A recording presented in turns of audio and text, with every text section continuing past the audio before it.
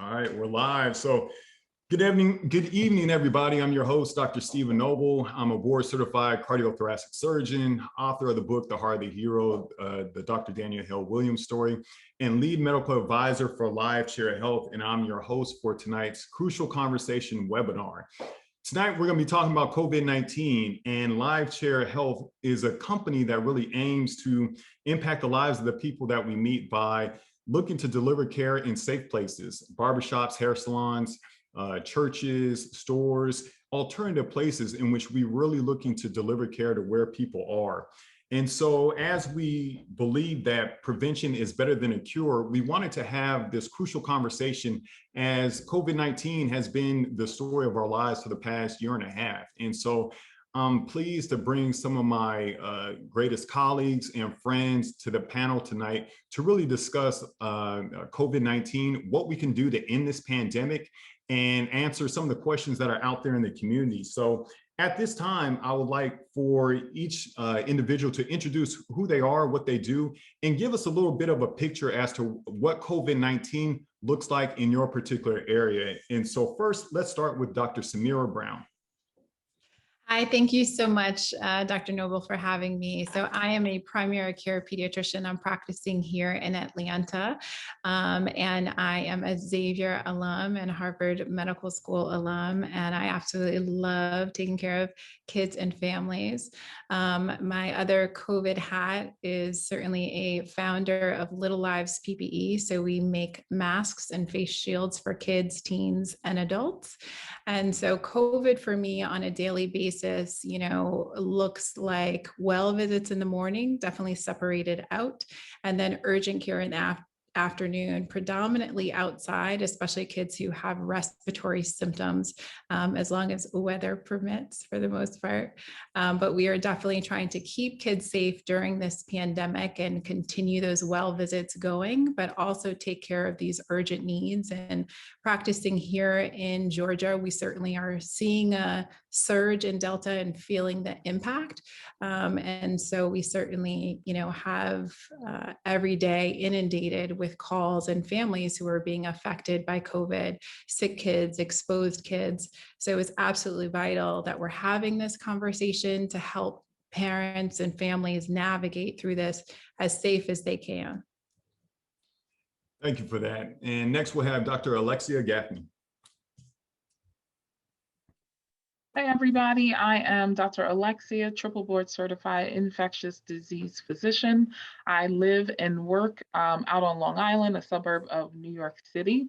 I covered both inpatient and outpatients during the start of the pandemic and continue to care for COVID patients in the outpatient setting. My practice is predominantly infectious disease with some internal medicine primary care. And so I'm seeing people of all ages with COVID-19. Being just outside of New York City, we were inundated. Our hospitals were swamped with COVID-19 cases, but we also live and work in a relatively highly vaccinated population. So we went from 0.1% of our tests being positive around April, May, to seeing an uptick in positive cases. So our peak was about 4.5%. Late summer, and we'll see what the school year brings. We are seeing some cases, but we certainly have plenty of room at the hospital. We have means to treat patients both inpatient and outpatient, and we don't have the stress that is being experienced in the southern part of the US where the vaccination rates are much lower. So we're grateful for that here in the Northeast. Thank you for that, Dr. Gaffney. Next we'll have Dr. Manning, Jarrett Manning. Good evening, everyone. I'm Dr. Jarrett Manning, a comprehensive cosmetic and implant dentist here in Atlanta, Georgia. My office is JLM Dental Studio. I also am the founder and CEO of Honey Envy, a natural hair care line geared towards all hair textures. So COVID has really hit the dental industry pretty hard. Initially, it shut us down because of all of the uncertainty that came with the virus. But we kind of picked ourselves back up. And honestly, because of COVID, I think my office has really been booming, because I think people understand the importance of being of having dental care, since for so long, for so many months, we were without care because we didn't know which way to go with it. I think people now really have a greater appreciation for maintaining great oral care. Not only am I a dentist, my everyday life as the wife of a physician, COVID has greatly affected that as well. So my household, we kind of move differently because of COVID. And because my husband is exposed to COVID every day, being a hospitalist. So COVID really has thrown, some changes into the program for my office and the dental industry. I will say for sure, we don't see patients in the office. Like, my waiting room is completely shut off because of COVID now. And I know we're up and down Atlanta, Georgia, the numbers are high. So as long as those numbers are pretty high, we're definitely moving a lot differently. But I'm glad to be here. I'm hoping that, from a dental perspective, I can answer some questions and give some insight on the dental field. Thank you, Dr. Jarrett. And next we'll have Dr. Richard Harris. Hello, I am Richard. I'm an internal medicine physician and pharmacist, and I've worn many hats during this COVID pandemic. I started off as an inpatient, as a hospitalist, did that for a year and a half. I actually stepped out of my entrepreneurship for a year and a half to serve communities of need, taking care of people in the hospital. And now I've stepped back into the outpatient world, where I do two things. I will do acute care. So I've been taking care of COVID patients, but my primary focus is preventative care in the areas of cardiometabolic health and gut health. And that's what my business, Great Health and Wellness, focuses on. And also for empowering health consumers, I do that through a holistic podcast where I talk about everything that you can possibly think of related to health, including relationships, sleep, gut health, anything that could be considered part of health. Well, thank you for that, Richard. And, as stated before, I'm a cardiothoracic surgeon. I'm here in Portland, Oregon, in the Pacific Northwest. COVID has affected us pretty dramatically. We moved 3 times during this pandemic. Our daughter has started school, had to dealing with going to a new school. And my wife's a hairstylist. And so now we're doing hair inside the house and trying to reconfigure aspects of our house to be somewhat, of a salon feel, but yet at the same time being able to maintain those sort of proper COVID measures. And so as we go through this webinar today, we're really going to talk about COVID-19, how it's affected us, and how we can really get past this pandemic. It's been a year and a half, and just recently we have hit that mark of more than 670,000 Americans died from COVID-19, and that's more than what we saw with the 1918 pandemic. And so one of the things that we're going to get right into is talking about the Delta variant. Or excuse me, talking about the variants as it relates to COVID-19. And so for Dr. Gaffney, what is the deal with these variants? Can you please describe the COVID variants, how they come about, and what are some of the ways that we can potentially prevent future development of these different COVID-19 variants? Sure. So mutations or variations are natural to all living things, including viruses and bacteria. And unlike humans, viruses have no way to autocorrect or spell check when their DNA or RNA is replicating. So in the case of COVID-19, this small RNA virus, when it is replicating itself or hijacking our cells in order to replicate itself, there's no check system. So when these viruses get replicated, there's changes in their genetic code that sometimes code for things like increased uptake or increased transmissibility. Sometimes the mutations can work against the virus, but that hasn't happened so far with COVID-19. So it's a naturally occurring event for mutations or variants to arise. And we, people, we are literally perpetuating the development of variants. The more we pass this virus along to one another and come up with treatments, the more these mutations survive, or these variants survive, and then they spread, right? So if we're not careful and if we're very unlucky, we may eventually hit a variant that's not only more contagious and continues to cause the same severity of the disease. We might hit a point where a variant may no longer be stopped by the vaccine. We haven't seen that thus far, but that is our concern in the public health sector and in the infectious disease community and in the medical community in general. If we just continue to allow the virus to spread, it will continue to mutate. And only if we're lucky, it will get weaker, but that doesn't tend to always be the case. Thank you for that. And as far as preventing variants from development, is there any way that we can prevent that from happening? We literally have to stop the spread of the virus. Like, people have to literally take a stand that if they become infected, that COVID dies with me, you know? If people are, just so cavalier to say, well, I just think it's my allergies, or I think cold, or it's not that serious, it can't be COVID, and they continue to go out and about and spread the virus to other people, the more it's spreading, the more it's mutating, the more variants will pop up. So when people get sick, they have to really take isolating, quarantining, or even just being tested and finding out if they have it. They have to take that very seriously and commit to this virus dying within them, because otherwise variants will continue to spread. If someone is still carrying virus and they go out and get monoclonal antibodies, or they go out and get these other treatments, and that there's that one strong little viral copy that's still hanging on in there after all of that and the remdesivir and et cetera, and they spread that, that is how you get variants that can ultimately go beyond what we can offer with our current treatments. So we have to be careful. We see this all the time in other viruses.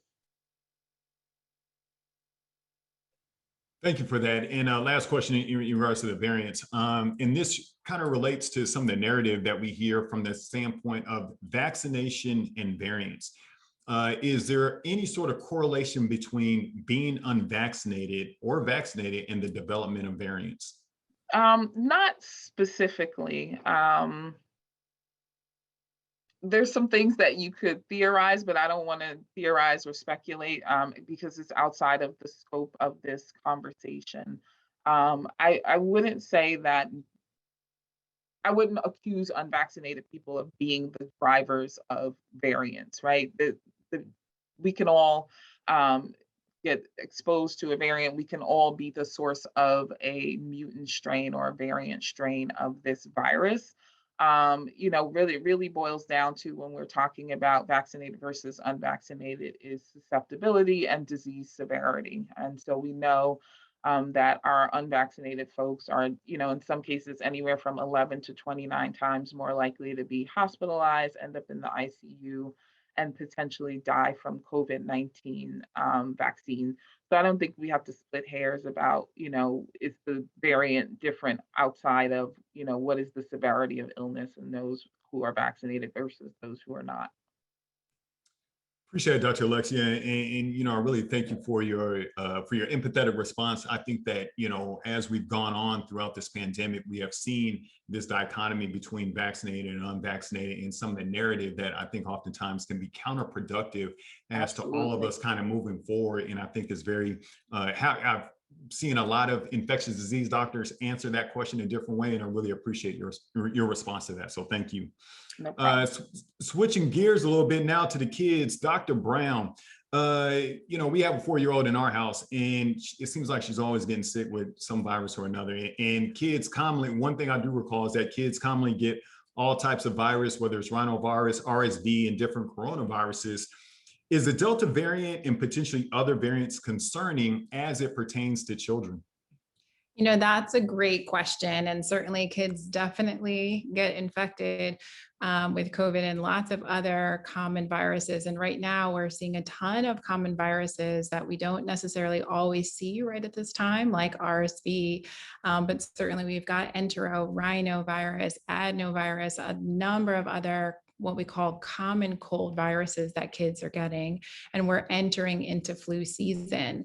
But when it comes to the Delta variant, we certainly are seeing that we are seeing a big surge in children. And so the weekly rate is 10 times what it was in June. So the Delta variant has definitely made a big difference in terms of the number of children who are getting infected with COVID. And at the beginning of the pandemic, it was, commonly said that maybe kids didn't get it, maybe kids couldn't spread it. And we know 100% that they definitely can get it and they definitely can spread it. And certainly while acute COVID is something that we worry about, the acute infection with COVID, and about 1 to 2 children out of 100 will end up hospitalized, but it's very rare that a child will lose their life to acute COVID. Low risk certainly does not mean no risk, and then they can spread it while they're infected. And it's important for families to remember that kids with COVID mostly have no symptoms at all. And if they do have symptoms, they're very mild and they get better very quickly. So just like Dr. Gaffney was saying, it's absolutely crucial if your child has any one symptom on that list to make sure that you isolate and get them tested before you're back out. And of course, household contacts as well. And there are also post-acute sequelae of COVID that we have to worry about in children as well. So there's MIS-C, or multi-inflammatory syndrome, in children.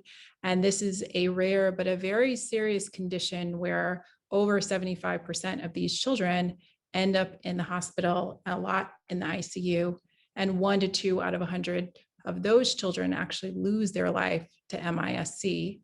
And there's also long haul, which can last for months for some children, and studies are currently being done because we don't know a ton about long haul yet in children because this is a new virus, but certainly are looking at that and trying to prevent it when we can by preventing the infection in the first place.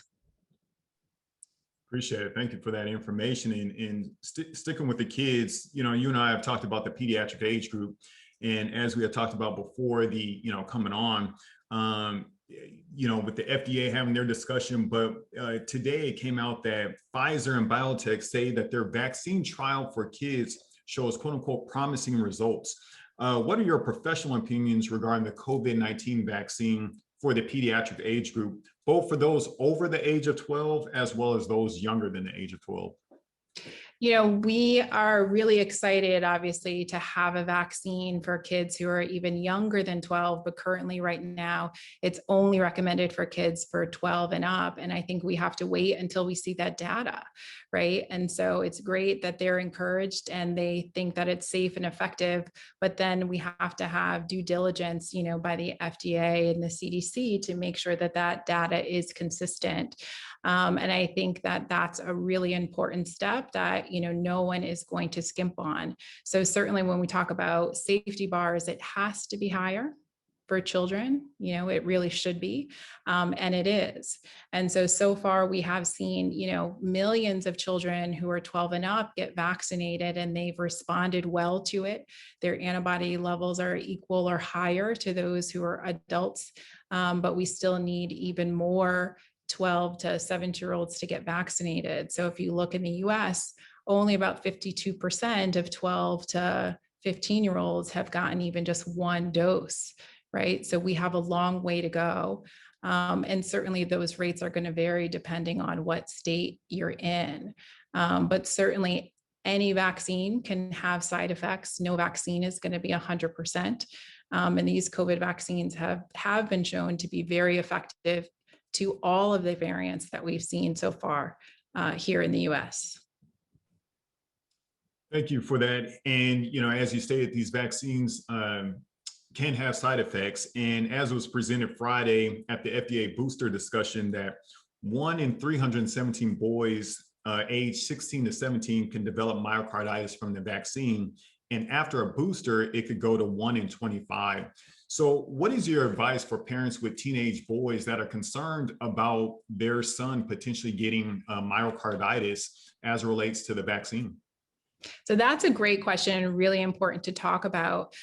So certainly what we know is that the myocarditis from natural infection of COVID is much more severe and more common, about 16 times more common from COVID infection than it is from the vaccine. And the myocarditis that we've seen in teenagers post-vaccination has been mild. These kids are treated with over-the-counter, non-steroidal anti-inflammatory drugs like Motrin, which is the same as ibuprofen and Advil, of course, naproxen, right, or Aleve. And by and large, these kids are better in a few days. It's not something that is typically mild in terms of presentation, so it's not like you're going to miss it. These kids typically are complaining of chest pain and come into the office. And pediatricians know about myocarditis. We can diagnose it with labs and EKG same day and get you in for monitoring. So certainly it's good for everyone to know what the side effects are, but certainly from post-COVID vaccination, it's much milder. Thank you so much. I mean, you know, like I mentioned before, we have an 18-year-old son who didn't get vaccinated. And so, you know, this, you know, definitely helps with that. And so, you know, just to recap again, low risk does not necessarily mean no risk as it relates to COVID-19. As it relates to the vaccines in the young age group, the pediatric age group below 12, as Dr. Brown stated, we got to do our due diligence, wait to see that data that's coming out. And as it relates to myocarditis related to the vaccine, what we're seeing is that myocarditis from the vaccine is milder than natural myocarditis, or those cases in which someone gets it naturally or from a viral sort of infection. So thank you for that. Now to Dr. Harris. We at LiveChair Health believe that prevention is better than a cure. And you talk about holistic medicine, both holistic hypertension and other aspects. What in the barbershop, a lot of people ask us about ways to prevent COVID-19. Do you know of any ways that individuals can prevent COVID-19 that don't often get talked about? Yeah, so we're dealing with something that is a function of our immune system, right? Whenever we get sick or we're injured or something like that, our immune system is supposed to activate, fight off that invader, and then calm down. Well, the problem is, based upon a lot of our conditions, our environment, our medical conditions, we have dysregulated immune systems. And so you know things like obesity, things like diabetes, things like hypertension, things like dyslipidemia. These are all factors that actually dysregulate our immune system. And so if you have these things, it means that you are more susceptible to getting infection or getting worse infections. We know that obesity and diabetes and hypertension, these people tend to get sicker, more often hospitalized. And so what can you do in that situation? Well, what you want to do is put your immune system in the best possible place to succeed. And how can you do that? There are numerous different ways. Number one, exercise.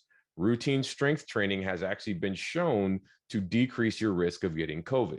And we know this because exercise actually helps to regulate the immune system. It's one of the most profound effectors of the immune system. Number two, get enough sleep. We are a, no sleep, team no sleep, go no sleep, I can't work till I die kind of society. But you need sleep for your hormones to function properly, for your immune system to function properly. Eat nutrient-dense foods. This is the most important thing. A lot of us are eating things that are causing our immune system to activate. Fast food, processed food, a lot of carbohydrates. 65% of the average American's intake of food is processed food, and some of them can be up to 70% of their nutrition from carbohydrates. Not enough protein, not enough good fats, not enough vitamins, not enough minerals. That's going to make it very hard for the immune system to do its job. If you're vitamin D deficient, we've seen over and over again that is a really strong predictor of very bad COVID outcomes, being vitamin D deficient. Same thing if you're low in magnesium, same thing if you're low in zinc. And a lot of these things people are low in because of our nutrition plans. And then the final fourth thing that I would say is stress management. I know this is a very uncertain time, but I always tell people, listen, stress always stems from us trying to control things that we have no control over. And most of the things that happen to you in a day, you have no control over. But what you do have control over is how you respond. And so stress mitigation techniques like meditation, like mindfulness, actually are anti-inflammatory. They make us smarter. They help the immune system do what we need to do. And so when I focus on lifestyle medicine, I focus on those four key aspects because they help balance our bodies and they are very important for our immune system function. Thank you for that, Dr. Harris. And I'd just like to note that Dr. Harris, again, is an MBA, so he's in executive medicine, a physician and a pharmacist, and not one of those things was a medication. It was exercise, sleep, eating nutrient-rich, dense foods, and stress management. All of that related to preventing COVID-19. So appreciate you for highlighting those things that, like you said, don't often get really talked about, as oftentimes we go, it's straight to either the vaccine and or some other things that individuals could do. Keeping aligned with that, are there any pharmacological therapies that aren't often being discussed? I mean, we've heard about, vaccines, ivermectin, recombinant antibodies, oxygen, steroids, et cetera. Is there anything out there, on the market that, or being studied that does not get a lot of press or that people should actually consider? Yeah, there's some really interesting stuff going on around the world right now. There's not a lot in the US. Most of these studies are coming out of other countries. And what we're seeing is fenofibrate, a medication that works on dyslipidemia, on cholesterol, is being used around the world for COVID. And the reason for that is it seems to disrupt the ability of the virus to bind to the spike protein, to bind to the ACE receptor. This is something we've heard about all the time. The spike protein is the key, and the ACE receptor on our cells is the lock. And so the COVID virus unlocks our cells, gets in there and starts replicating. Fenofibrate seems to disrupt that. It also seems to be that controlling lipid balance also helps with controlling inflammation. And so one of the things that you're seeing people do is people, when they go to the hospital in the ICU type scenario, they're using statins. Statins, again, another cholesterol medication, but they're also anti-inflammatory. And that's something that's being used. Fluvoxamine is something that most people have probably never heard of, right? It was one of the first SSRIs, one of the first new class of antidepressants. And this is something that's being used, and you'll hear people saying it's pulling people off ventilators. And this is really interesting because it does a lot of things regarding inflammation. So in the literature, we're calling it the sigma enigma, because it binds to the sigma-1 receptor, and then that controls a whole bunch of inflammation. It decreases platelet aggregation. Platelets are little things in our blood that clot.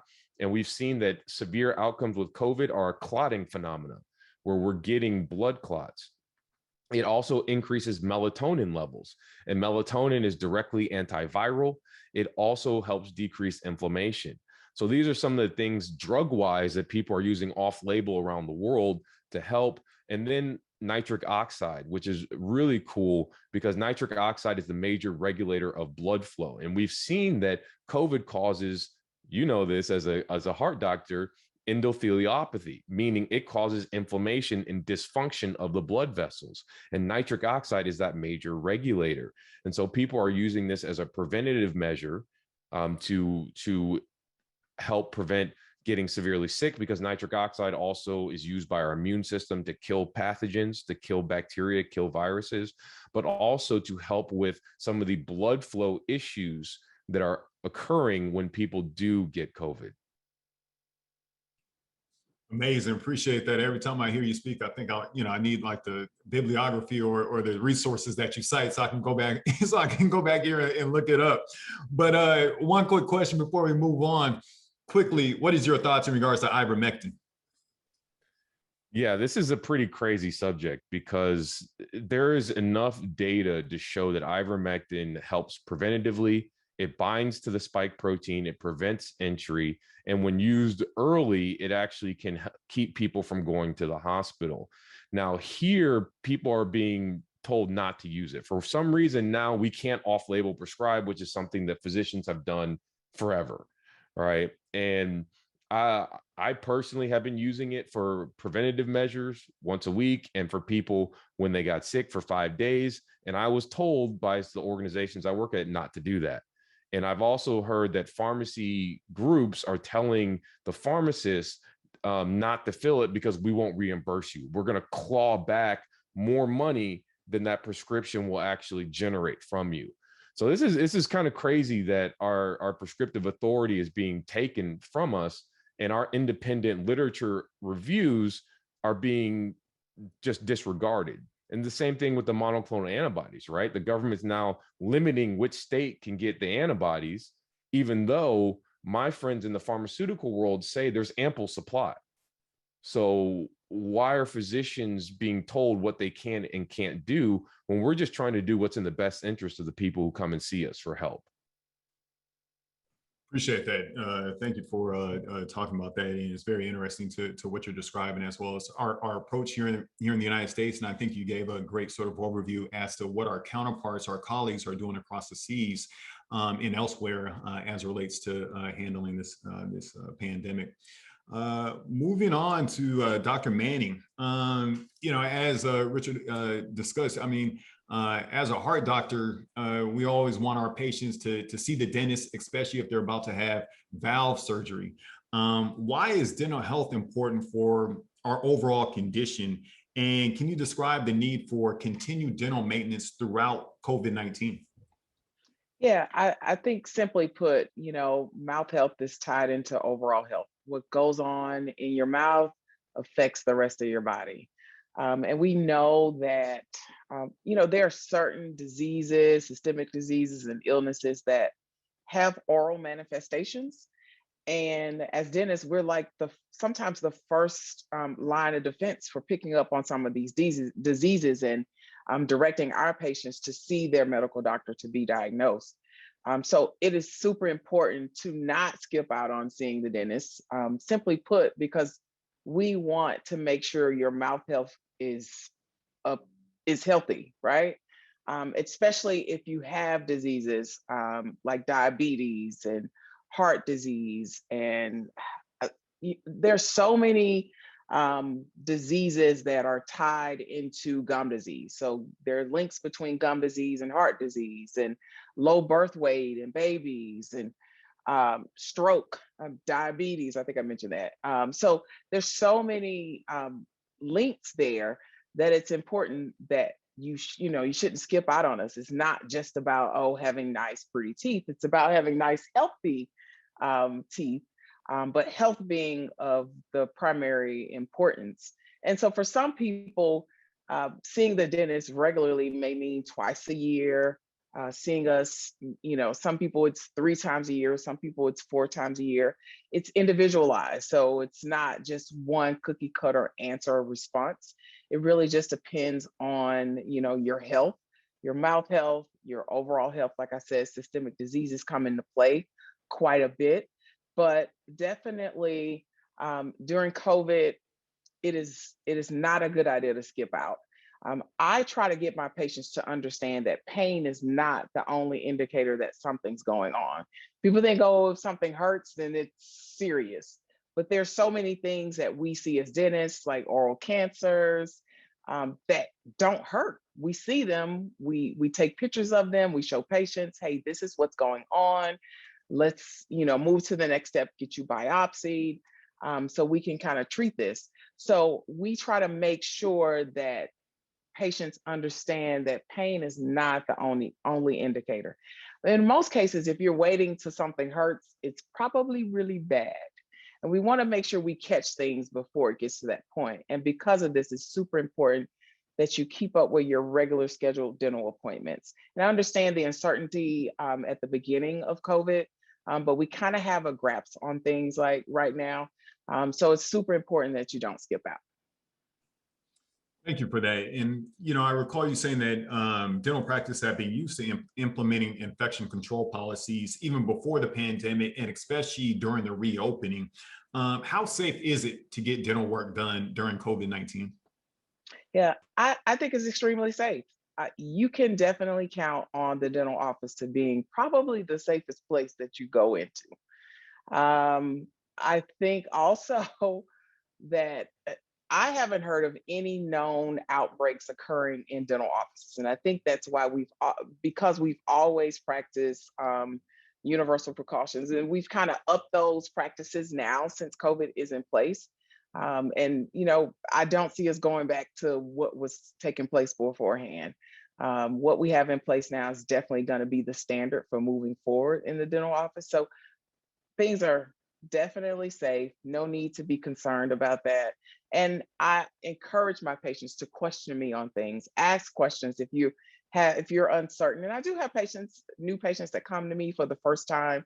We have to take a different approach with them.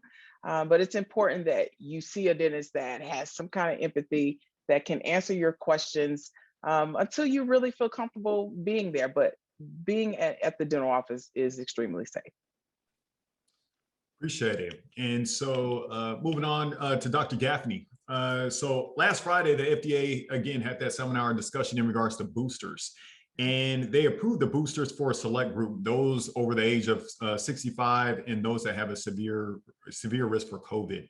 What is your advice in regards to boosters, both for the groups that they mentioned as well as the groups that they didn't mention? Yeah, so some of the boosting needs to be individualized, but in terms of, who definitely needs a booster, remember right now it's limited to the Pfizer COVID-19 vaccination. And also, again, individuals who are 65 and up, and there's also a time frame on that. So folks who are 8 months out from their vaccination. And that is because around the 6-month mark, there started to be a decrease in the amount of antibodies that people were producing. And where they derive this data from is breakthrough cases. So individuals who were vaccinated for COVID-19 ended up being hospitalized in spite of that and possibly needed critical care or died from the infection. So when they looked at that group of individuals with breakthrough infections who needed to be hospitalized, a large portion of them, 44%, were either very elderly folks or they were folks who had immune compromising conditions. When they looked further into it, they found that some of these people did not mount a substantial antibody response if they mounted an antibody response at all. And so although we don't use antibody levels to decide is somebody safe or, what's a good enough titer or does somebody need boosting, what we know right now is that the recommendation is that in addition to elderly folks, people who are severely immunocompromised, so cancer patients who are actively receiving chemotherapy, people who have autoimmune diseases that require them to be on large amounts of steroids to suppress their immune system, or certain biologic agents that suppress the immune system. These are individuals who would also be candidates for that booster dose. And then think about people who've had transplants, right? Organ transplants like kidney, liver transplants, pancreatic transplants, or people who have had stem cell transplants. These are people who are often on significant amounts of medication that suppress their immune system, and so they need boosting. With the HIV population, there's actually a distinction. So if someone has HIV, they take their meds, their virus is well suppressed, they have good CD4 counts, those are not individuals who we consider top of the list to be boosted. But if someone is, newly or recently diagnosed, or they haven't been in treatment, they maybe are AIDS defined, or they get those AIDS defining infections or opportunistic infections, that would be someone who would be a good candidate to be boosted. And then there will be other things that are to be taken on an individual basis or individual consideration. So, people who have primary immune deficiencies, and those people know who they are. I can name a bunch of syndromes that would be foreign to people who don't have them, but if you have a known primary immunodeficiency, you know who you are. You're in the care of probably an immunologist and or an infectious disease doctor, and you need a booster. But if I'm talking one-on-one to a patient, I might tell someone with uncontrolled or very poorly controlled diabetes that they need a booster, because that's an immune compromising condition as well. Chronic kidney disease, chronic liver disease, these are things that patients need to talk about with their doctor. If they don't find themselves on that CDC, FDA approved list, then it needs to be a conversation. What we don't want is people just running out and getting boosters if they don't necessarily qualify. We need more data. We're still learning as we go, and we want to know, is someone going to have too robust of a response, and is that going to be problematic? So it's not a blanket statement for everybody to run out and get boosters, as we were concerned that it was going to be. So time will tell. Thank you for that. And then quickly, Dr. Gaffney, it seems as if one group of patients, or one group of vaccinated patients that have been kind of left out in the cold, have been the Johnson & Johnson individuals. It seems as if the other two manufacturers, Pfizer and Moderna, have put out quite a bit of information in regards to the efficacy of their vaccines, seeming to put out, new data almost every month or so. However, it seems as if those have received Johnson & Johnson have been left in the cold. Do you have any advice, and what can you say for those individuals that may be concerned about getting a one-shot Johnson & Johnson vaccine in comparison to their counterparts that may have gotten the two-shot mRNA, Pfizer or Moderna? Yeah, so all of the individuals who were part of the true experimental group, part of the clinical trials, those people are still being watched. And then we learned a lot about the Johnson & Johnson vaccination when we saw those clotting incidences that were primarily in young adult women, right? So we will learn as we go. We will look at, who else is getting breakthrough infections, what vaccine group did they belong to, what other risk factors they might have, and then we'll have to look at, is there going to be a concern for increased risk for complications? So we're learning as we go, and we all just have to be very patient, and we have to just see what the actual numbers, tell us. We are in a pharma, world, right? And so I think some of the jumping the gun, where the folks at Kaiser and the folks at Moderna are like, we're ready, we have our boosters, we're prepared to make this many millions or billions of doses. Well, that's nice, but nobody asked you. It's great that they can produce vaccines, and there's places in the world that need vaccines more than we do right now. And so we just need to wait, and we just need to be patient. I think, there's a little bit of jumping the gun in these folks in the pharmaceutical industry making these very public announcements without there being definitive proof that across the board a booster is needed. I think for them it's like, woohoo, we're gonna deliver more shots. And thus far, this hasn't been anything about financial gain. And I think everybody can be sort of grateful for that we don't have to worry that it is finances or is capitalism driving this push. So far, that has not been the case. We don't need to worry about that. And hopefully that doesn't creep back in. So we'll see. But I think it's just a little bit of jumping the gun on their part. Appreciate that. Great information. And moving to Dr. Manning, as an entrepreneur, what has been your advice for those entrepreneurs in the hair industry and those in other areas during this season of COVID-19 and beyond? What advice would you have for those individuals? I think it's just COVID has allowed us or caused us to be very creative as entrepreneurs. I think that's the best way to put it. We definitely learned to think outside the box and figure out a way to make things happen. I launched a second business at the height of the pandemic in June of 2020. But I do think me launching, given the fact that, you know, nobody was in the hair salons, was a positive thing. But we've definitely learned how to be very creative in order to keep things pushing and growing. And I think that's one thing that entrepreneurs have to do. They have to learn to be creative.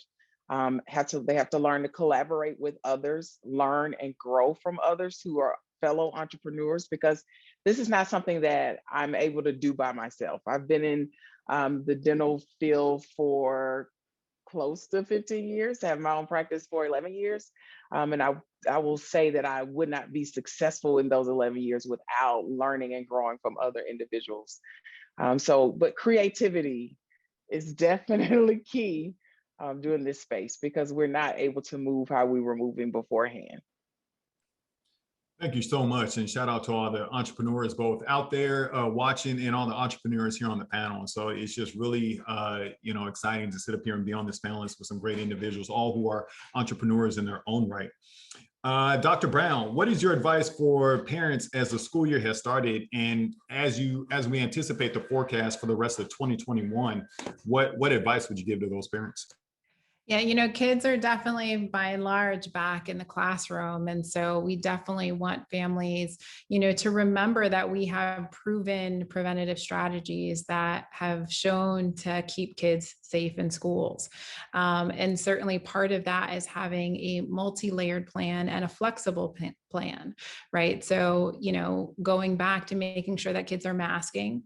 And when we say masking, we do mean consistently and correctly. So the kids who have their mask underneath the nose definitely need that friendly reminder to bring it back to where it's supposed to be and to keep it there, right? And so, that encouragement and modeling from role models and parents and loved ones goes so far in terms of children, doing this consistently and correctly. Certainly social distancing when they're within school, and for school, it's 3 feet in terms of a minimum, but certainly if they can get further than that, that's great. Remembering to remind kids to wash their hands for that 20 seconds or use their hand sanitizer, certainly cleaning those high touch surfaces.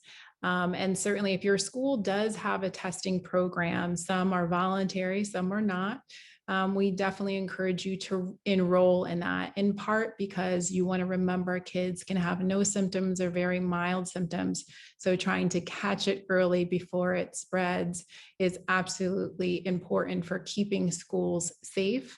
And again, we can't stress this enough. If someone is sick at home, please don't give them Tylenol and then send them to school. And we all know that sometimes kids just get sick at school, but if they are sick at home, please keep them at home until you can see your pediatrician. And certainly there are ways that we can rule COVID out, because sometimes it's strep or flu.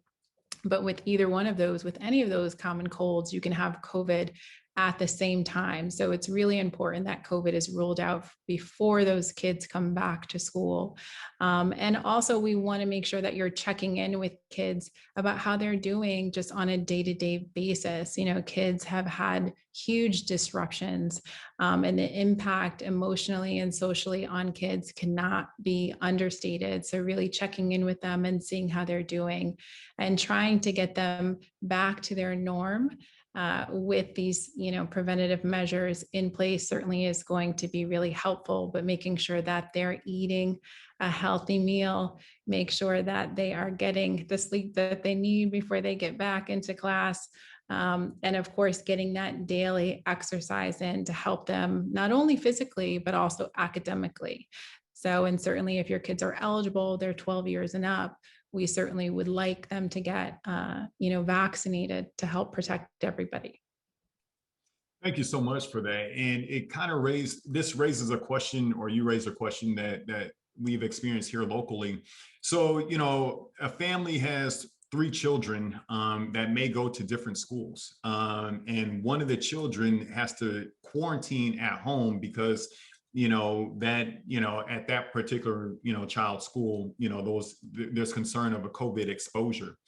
Should the other kids that may not go to that same school, should they have to quarantine as well? Or should all kids quarantine at home if one of the children in the house actually has COVID-19? Yeah, so if somebody in the home has COVID-19, then absolutely you want to make sure that everybody is staying home until they can get tested and isolate from each other if you can, because obviously it's going to depend on the age. It's easier to do that with a teenager, right? But if a child has no symptoms at all and they've been exposed at school, one, it's going to depend on your school's policy. And you're right that every school, oftentimes has a different policy, whether they're vaccinated or not, and what they were doing during that exposure, right? So was it a close exposure? Did they have a mask on that was snugly fit to their face? So all of that is really going to depend, but certainly anybody who's had an exposure, we definitely want them to isolate and get tested.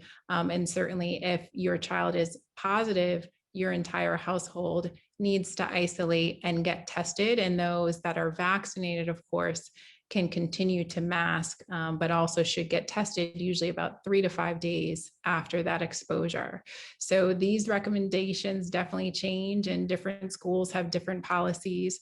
And certainly there are guidelines that are set by the American Academy of Pediatrics and the CDC. And then there are also school boards who have set separate policies. So it certainly is not easy, but your pediatrician certainly is ready to write those letters and to give you advice depending on your family, and also who else is at risk in your family, right? So maybe you have a preterm infant, who has chronic lung disease at home, or maybe there's grandma.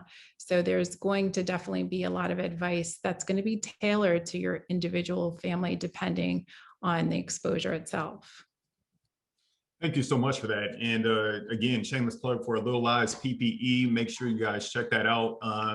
Ensure that your children have well-fitting face masks, the surgical grade face mask. Having a properly fitting mask is important. So check out Little Lies PPE. Moving on to Dr. Harris, there has been a discussion that COVID-19 is an endemic. Can you please describe what an endemic is, and is it possible that COVID-19 could be an endemic? Yeah, so these are somewhat a bit of semantics. Like a pandemic is something that comes on and then blows up to what we've seen with epic proportions, right? But then pandemics come and go, just like you mentioned earlier in the episode, the 1918 flu outbreak. That was a pandemic, came out of nowhere, ran its course, and then went away. Endemics are something that's there in the background. For example, obesity is endemic, right? We have a large amount of obese people here in the US. And so when something becomes endemic, it means it's just kind of there floating around in the background. And there are a lot of people who think that this is something that could be endemic.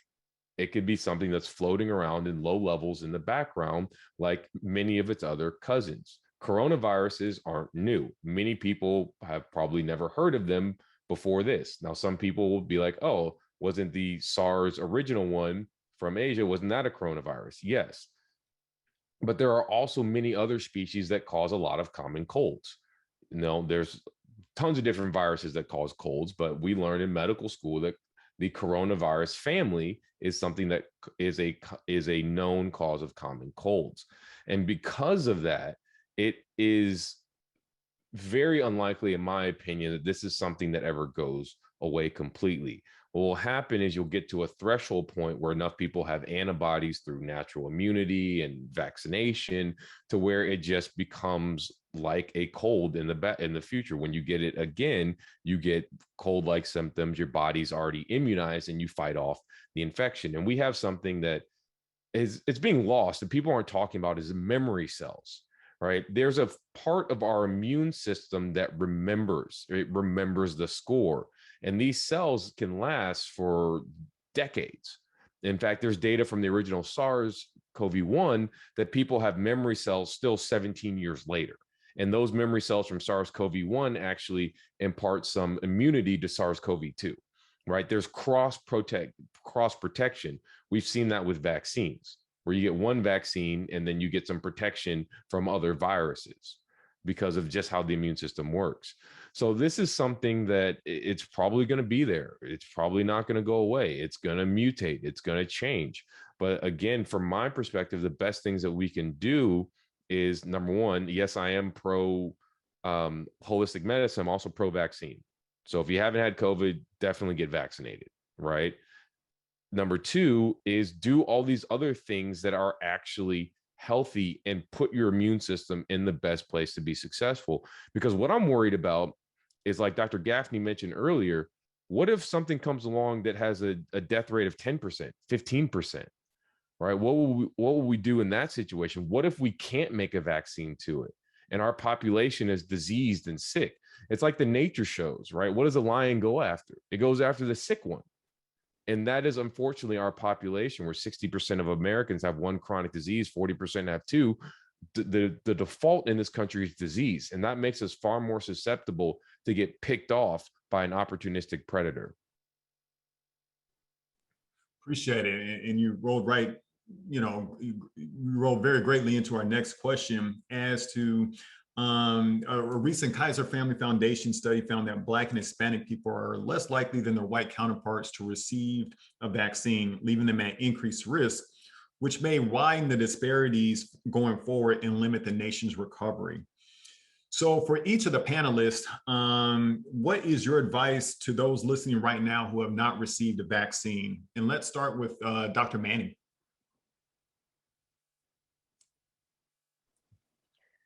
I really try to encourage those that have not received a vaccine to get vaccinated. If it takes having a conversation with your doctor, because I do think we all have a responsibility to stop the spread of misinformation. And I think a lot of people that aren't vaccinated may be listening to misinformation. But I definitely have conversations with my patients about getting vaccinated. My advice is to talk to someone who is knowledgeable on what the vaccine will do for them, and not just listen to any and everybody. Not Big Mama, not your cousin, somebody that has education and is knowledgeable on what the vaccine entails. Thank you. Dr. Gaffney, what would you say to someone that's unvaccinated? So I think the first thing, if we're having conversations. You're on mute, Dr. Gaffney, I think. Oh, wait, no. I see. Are you able to hear me now? Okay, so I think the first thing, if we're having conversations with people who are unvaccinated and vaccine hesitant, one, don't shame them. Two, again, be empathetic, be compassionate. These hesitations, these fears are not coming from, nowhere in a population of people who have experienced, systemic racism, systemic injustices, who have experienced, things that are related to poor health outcomes at the hands of our federal government and at the hands of our health systems. So it's important for us to acknowledge where this hesitation comes from. And it's important for us to help people understand why certain things don't happen, why a Tuskegee could never happen. And COVID is kind of the first thing, at least in our lifetimes, that has truly leveled the playing field, where everybody's risk in terms of what is going to happen with this disease is essentially the same. The problem is that, Black and brown people are still subject to entering into healthcare systems that still are going to offer them disparate care, potentially, right? When you're talking about states or places where healthcare is being rationed, for me as a Black woman, is my colleague going to choose me if they're rationing healthcare, right? And so as a person living in a Black and brown body, I want to remind us to consider those things, right? Where do you live? What is your access to food? What is your access to healthcare? What is your access to some of these experimental treatments? Is there an immediate availability, or are you going to just get put on oxygen and hope you make it? I want to remind, Black and brown people that at the start of this pandemic, when nobody had any idea what they were doing, The death rates, at least in New York City, in Black and Brown communities were 88%. But in the suburbs and more white communities, the death rates were 15 to 20%. And the kinds of health disparities that we face aren't going to just go away overnight. And so, where everything else is stacked against us, living in food deserts, living with poor air quality, poor water quality, living under stress, being more hypertensive, more diabetic, more obese, and more overweight, as a population in general, we're at such high risk to have adverse outcomes, for us to remain susceptible and then enter into healthcare systems that have routinely failed us. It really does behoove us to get protected. And so, yes, there are things we can do to try to decrease our risk, but there still will be perfectly healthy, fit people who will succumb to this infection. And because we cannot readily predict how and why healthy people also succumb to this infection, unless you can stay home with your mask on and you don't have to have any outside contact with another human being, you really have to consider being vaccinated. Thank you. And now Dr. Brown. These are all really great sentiments in terms of talking to families about their choice to get vaccinated or not. Of course, as the pediatrician, I'm definitely going to make the plug to, vaccinate around your children who are ineligible to get vaccinated at this point and are still at risk. And again, low risk, it's not no risk. And certainly for, families who have kids who are at higher risk, whether they're immunocompromised, whether it's a preterm baby, asthma, sickle cell disease, these children need protection as well. So, vaccinate to protect yourself, but also to protect, your loved ones.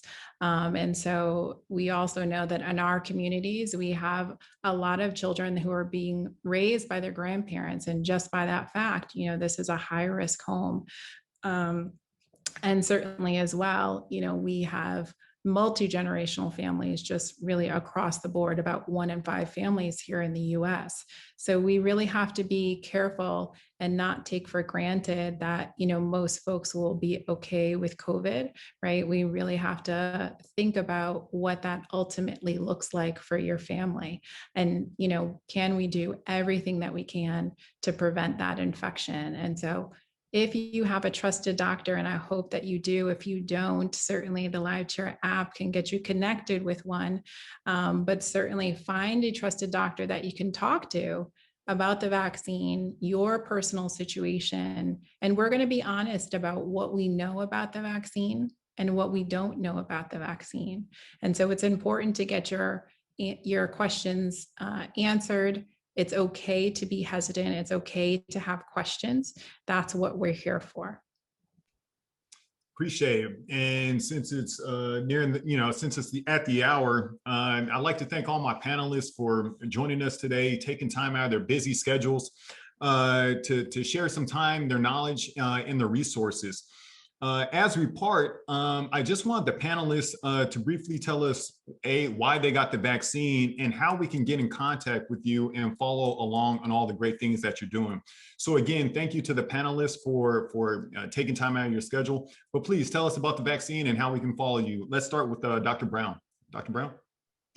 So for me, I definitely got it for the patients that I see every single day. I have not missed clinic one day during this pandemic and will continue to be there. So I want to make sure that I'm protecting the families that trust to come see me, and certainly for my loved ones and myself as well. Thank you. And how can we follow you? Dr. Samira Brown on Twitter and IG, and my business, Little Lies PPE, is littleliesppe.com. Thank you. Thank you so much for your time. Dr. Alexea Gaffney.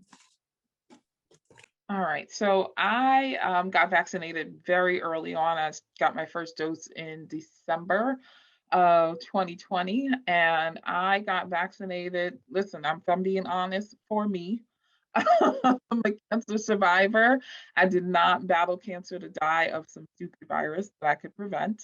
And of course, for my daughter, for my family members who, love me and are depending on me, and because, I take care of a very vulnerable population of patients. And so I wanted to be available for my patients who I serve as well. If I'm not here, if I don't work, my staff doesn't work.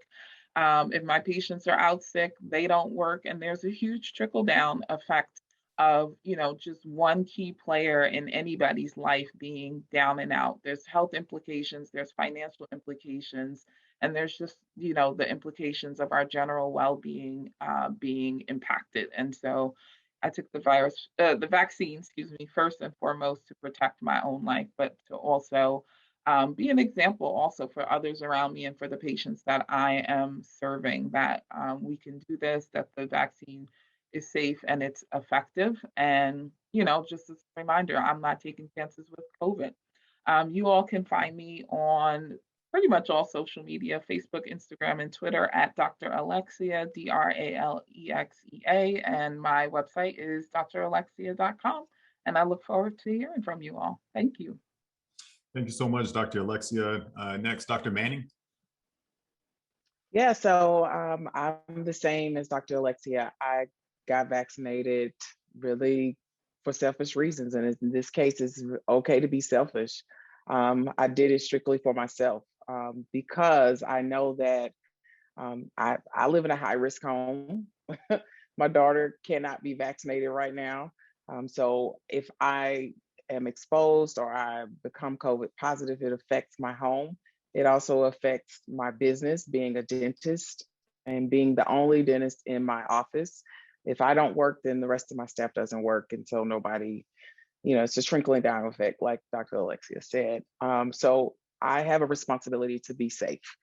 And so you can find me on social media at Dr. Jarrett _DDS. That's on Instagram, Twitter, Facebook, DRJARRETT _DDS. And you can follow Honey Envy, my hair care line, also on social media at Honey _Envy, HONEY _ENVY. Thank you so much for having me.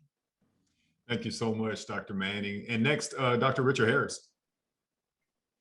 So, fully honest, I'm not vaccinated. I'm immunized, but I'm not vaccinated. I caught COVID last December, and I was waiting for data on what this population would do if we needed a vaccination. And the US is not studying this. Again, Israel is. There's studies out of Israel showing natural immunity. You have a 6 times higher likelihood of not getting infected, and then a 7 times higher likelihood of not being symptomatic. And their data shows that if you have had COVID and you want to get vaccinated with the mRNA vaccine, then maybe just one vaccination is okay. I'm actually still antibody positive. And so that's something I just get checked on every single month. I will get vaccinated once my antibody titers fall, and I will get one vaccination. But as of right now, I am not vaccinated, but immunized. And how you can follow me at Dr. Harris MD. That's Instagram, Twitter, Pinterest, all of that. And for holistic medicine, you can check out my podcast, Strive for Great Health Podcast. It's available on all major podcast platforms. Well, thank you so much. I appreciate my panel for joining me today. I got vaccinated because of my family. I initially did not get vaccinated. I waited until April to get vaccinated. And honestly, it was looking at the data, looking at what was coming down the pipeline. And I wanted to see how this vaccine played out in real life. Understanding what happens in research, in studies, it's very tightly controlled, but what it looks like when the vaccine is out in real life is totally different. And it really took conversations with Dr. Gaffney, Dr. Harris, Dr. Brown, Dr. Manning, a lot of my colleagues, talking to them and really bouncing off a lot of my concerns and questions. I still have questions now about the vaccine. I have questions about the boosters. However, I got vaccinated for some of the same reasons I will mention here today. First and foremost, for my family. Being a physician, having to travel, having to go into areas in which that there's high COVID levels, seeing people on ventilators, seeing people on ECMO, having to be in states in which ECMO is the heart-lung machine. So when I do cardiopulmonary bypass and put them on the heart-lung machine, take all the blood out of their body to put oxygen in, that's one way to keep people alive during surgery, but that's the way that we're keeping people alive with COVID-19 because it affects the lungs so badly. And so we're trying to transport patients from one coast to another, from Florida to California, to get put on this life-saving machine. So knowing that was one of the reasons why I got vaccinated. And so I got vaccinated in April. And so now I'm waiting to see what the data says about boosters. And so I really appreciate the conversation that we had. I appreciate the empathy that was demonstrated today. And I think that when you have individuals within our society, you know, truly speak out of ignorance, you know, we just don't know what we don't know. And all of us had to learn so much about medicine, ourselves, society during this pandemic, and having that empathy, how we talk to each other is very important, because through that, it's that knowledge, it's that gain as far as coming together to a better understanding. And at Live Chair Health, that's what we look to do. Create this dialogue of safe place within safe places so that we all can come to a better understanding to help each other, because health is wealth, and together we're all in this. And so we can't improve unless we move together. So thank you all for taking this time. Be sure to check out Live Chair Health at www.livechair.co. To all my healthcare colleagues, whether you're a doctor, nurse, pharmacist, PA, nurse practitioner, home health aide, if you're looking to pair passion with purpose in your path in medicine, be sure to check out Live Chair Health. We'd love to have you on the team, and we would love to have you join the future that we're trying to build here at Live Chair Health. So thank you, be well, be blessed, and have a good night.